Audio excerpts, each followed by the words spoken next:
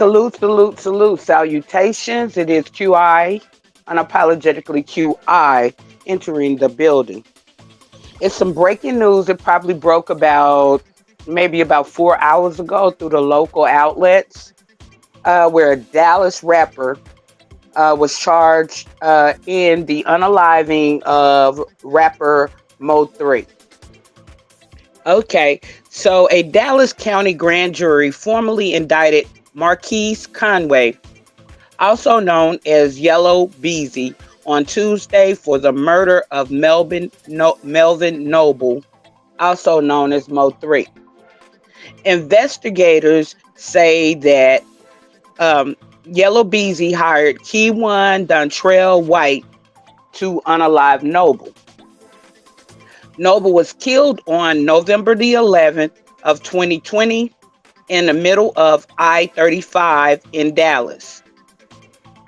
Police say that Keywan White hit Noble in the back several times as he tried to run away. Yellow Beezy was arrested on Thursday and is being held in Dallas County Jail. A bond has not yet been set. A little bit of the backstory, in which most of it we have covered.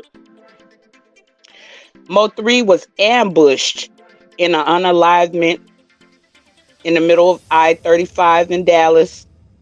Investigators say that Mo3 was in a car on the interstate while Keywan White, wearing a ski mask and holding a piece, approached his car. Police say that Mo3 got out of his car and started running away while Keywan White hit him several times in the back. Keywan White was arrested a month after Mo3's unaliving. So Keywan White was arrested in December of 2020 and later charged with the unalivement. He is currently serving a 9-year prison sentence for a firearm charge connected to the shooting. So Keywan is charged with a firearm charge connected to Mo3 shooting. Conway, which is Yellow Beezy, is being held in Dallas County's jail, and once again, his bond has not been set. Now, let me just say this. I started watching a lot of this stuff, through like the Chicago situation, the Chicago drill scene. And I questioned, why was it happening? Like, why were so many of like the rappers who end up getting these contracts, who end up making it big, why were they either end up locked up in jail or, unalive? So I've started following a lot of different cases and different things. So I like to say that from what I've noticed, the streets are easy to get into, yet hard to get out of. So basically, a lot of what I think is a lot of these younger gentlemen, they end up in the streets. They end up, pursuing their rap career, and they end up making a lot of enemies along the way. And what I've noticed about the drill scene as well, that it's a very competitive sport. It's a very competitive thing. So a lot of things happen, along the way, especially as they're grinding to get to the top. They're grinding to get their name out there. They're grinding to get that big deal. So a lot of things happen along the way, and sometimes it's they use street methods, and it's unfortunate that instead of a lot of rappers leaving the street stuff completely alone, which I'm not. I'm gonna just say I'm not street. I'm not a rapper. I'm just going to assume that it may be harder than a person like myself can think.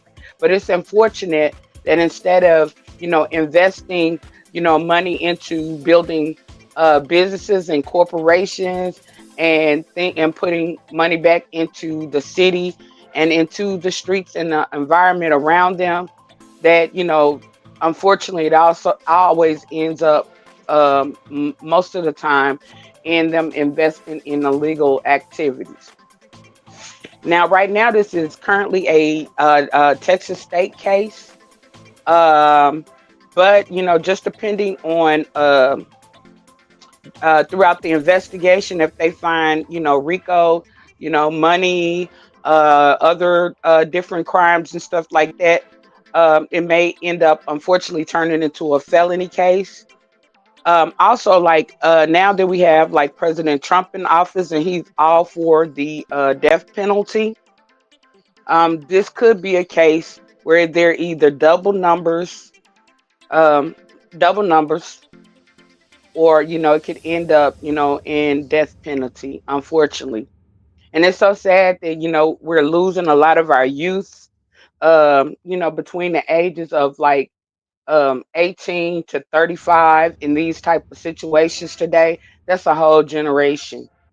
And I hope that things get better and turn around, and that, like, eventually they'll see the benefit of being able to invest back into their culture, invest back into their neighborhoods, invest back, each one build one up, each one teach one. But just remember, the streets is easy to get into and hard to get out of. If you see a little youth out there or something that's, pursuing rap careers, or just, just out doing the wrong thing, if you have access to be able to help them, to steer them in a different direction, please do. Because a lot of these situations only end up in what they say, jail or hell. And it's unfortunate. And so, like, my prayers go out to the family of Mo3, Melvin Noble, and, to the family of Yellow Beezy, because both families lost, like a loved one. And it's sad and unfortunate. It would have been great to see those two work together. However, it didn't work out that way. But until next time, this is Unapologetically QI. I just want to come and break the news. Um, like, if able, and there are updates in terms of sentencing and different things of that nature, I definitely will bring it to you.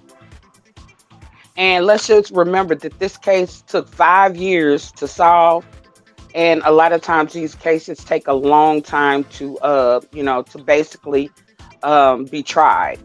So, this may still be a long little process, just to see, like, what's going to happen in the long run. We're not, just because he was charged doesn't mean that, like, he's convicted yet. So, like, we're just going to have to wait and see.